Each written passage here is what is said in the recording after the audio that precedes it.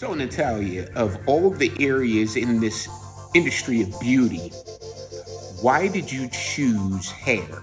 I mean, you have nails, you have makeup, and these are huge areas that people concentrate on, and solely that's all they do. Why did you pick hair? I am personally licensed to do all things beauty, all things cosmetology, but I felt the biggest connection with doing hair. I was really good at it from very early on in school, and it kind of gave me just like kind of a tingly feeling more so than the other aspects of the beauty industry. So I definitely wanted to go with something that consistently made me feel good. So, you graduated from cosmetology school, you got your license and all that good stuff. How long have you been in practice? How long have you been in business? I've been in the industry now for, I believe, 10 whole years, which is absolutely wild to me. I remember being in the industry for, 3-4 years and thinking to myself, wow, all these hairstylists have so much experience. What's it gonna be like at that point when I have that much experience? And now I'm here and it feels good, but it never feels finished. I consider myself a forever student. So even if I've been in the industry for 20 years, I'll still continue to learn. So, which I love that part of the industry as well. Now, who were your influences? What made you want to get into this? I'm sure little girls, just like little boys, have this fantasy, this idea about what they want to do when they grow up. Who influenced you? My influences, to be very honest, when I decided I wanted to do hair, it was one moment where it really just clicked for me. My best friend's sister, she used to do hair and used to do makeup, and there was a day that we went in to watch her do makeup. She was working at a Nordstrom, and we were watching her, and I was really watching her, and I saw her kind of running around a little bit frazzled, but for some reason it made me feel like I wanted to do that. I wanted to provide beauty to people, and it just kind of stuck. So that's kind of what got me started. Now, this industry that you're in requires a lot of artistic expression. Now, do you consider yourself an artist of some sort? Absolutely. I don't feel that hairstyling is viewed the same way that it was even 10 years ago. I feel that I came into the industry at a really pivotal point, and there's been a lot of respect that's come since that point. And now I feel like we're being seen more as artists, and it's not necessarily just doing hair.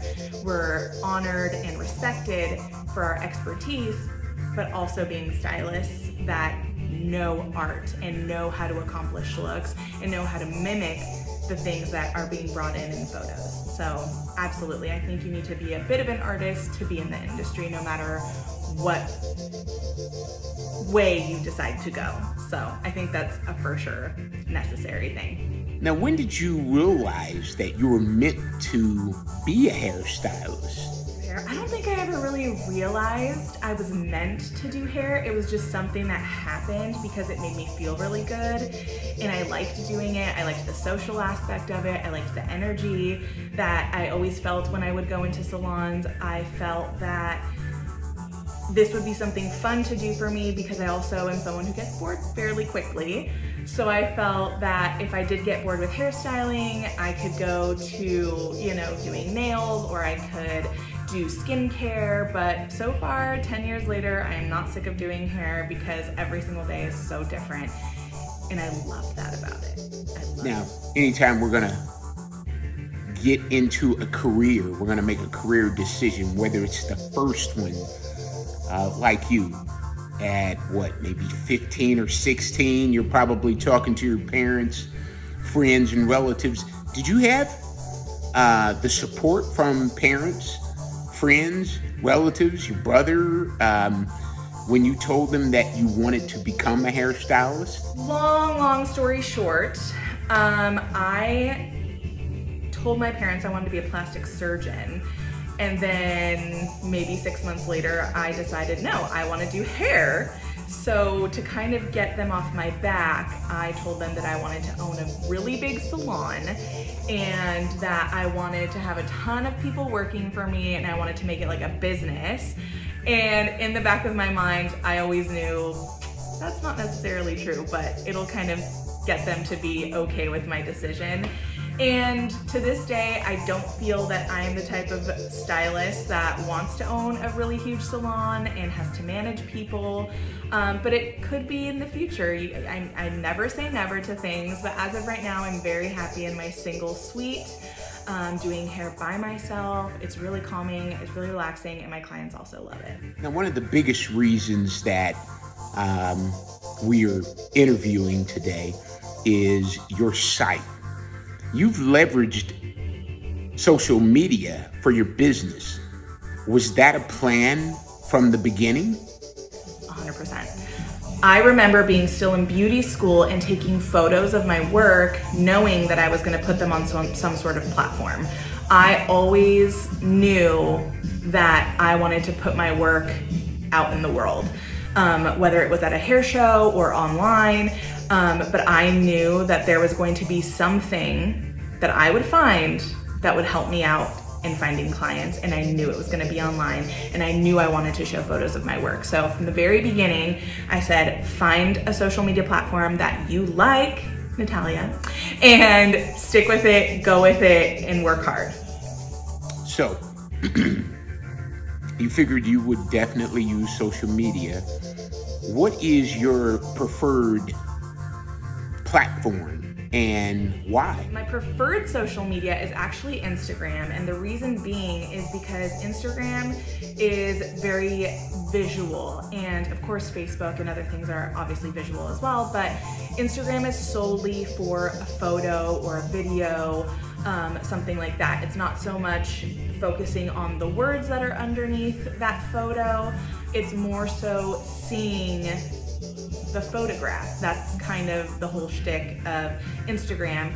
And there are hashtags and there's great algorithms that you can push and get to more people and things like that. So I definitely like Instagram because of the fact that it is photo driven. And how has Instagram impacted your business? Instagram has very much impacted my business to the point where I get really close to stopping taking clients. I get referrals, or I've had my clients call or text me and let me know, hey, this person loved my hair, can I send them your Instagram so they can look and make an appointment with you? I always say yes, but it's like having a live portfolio that I don't have to carry around with me in a briefcase or whatever. It is, I believe, to be more efficient than even a digital business card, because in a business card, all you see is someone's information. You don't see their work, you don't see their passions, you don't see what they're good at or what they specialize in. All you see is their name and what they do and their contact information. So I think Instagram is the best way to have the walking portfolio. Now, I also noticed on your site you used a personal touch. You include your husband, you have family and friends, you even have your vacations on there. What made you decide to incorporate that into your social media, which is designed primarily for business? Even though it is a business page, I definitely believe that you're more comfortable doing business with someone that you know and that you feel you know personally. And yes, I'm a hairstylist and I'm essentially selling myself as a hairstylist.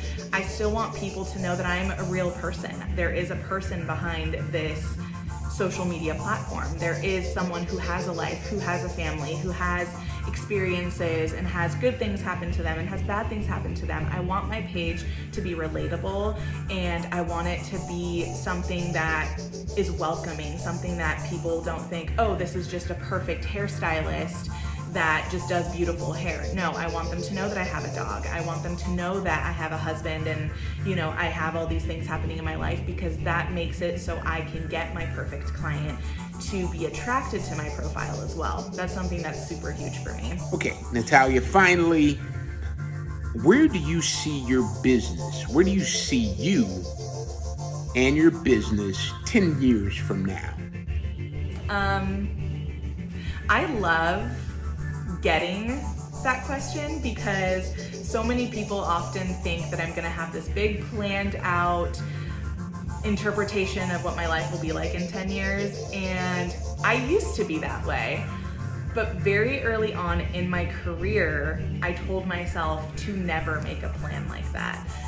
It's not for everybody, and that's okay. But for me, it's definitely something that I don't like to do because in my personal journey, there have been so many times where I have told myself, okay, in the next 5 years, this is exactly what's gonna happen, and that's what I'm gonna do, and so on and so forth. Then something gets thrown into the mix, and it's scary because it's not part of my specific plan, but it's also a great idea. So I have come to the conclusion that since that instance has happened so many times in my life, that I am just kind of meant to work hard, open as many doors as possible, and when an opportunity presents itself, to analyze it and see if that's something that coincides with what I'm feeling in the moment, or looking a few steps in the future. But I never really have a for sure business point for my 10-year journey. It's more so in my personal life and things like that. But I'm happy that way, and I have been very, very successful with that way of thinking and kind of pushing aside the exact timeline and the exact 10 years and the exact goals, because I love the excitement of having something just pop up out of nowhere because you met someone, or someone, talked about you, and you get a random opportunity. And that's so exciting to me. So I think that's kind of where I stopped saying, okay, let's plan for the future. Well, Natalia, thank you so much for taking time out of your busy schedule. Are there any last comments that you'd like to leave us with? I hope this was fun. I hope this was educational. I love doing hair, and I'm super grateful for social media for helping me, and hopefully you guys learned something. Okay, well, again, thank you so much for doing this, and thank you all for watching.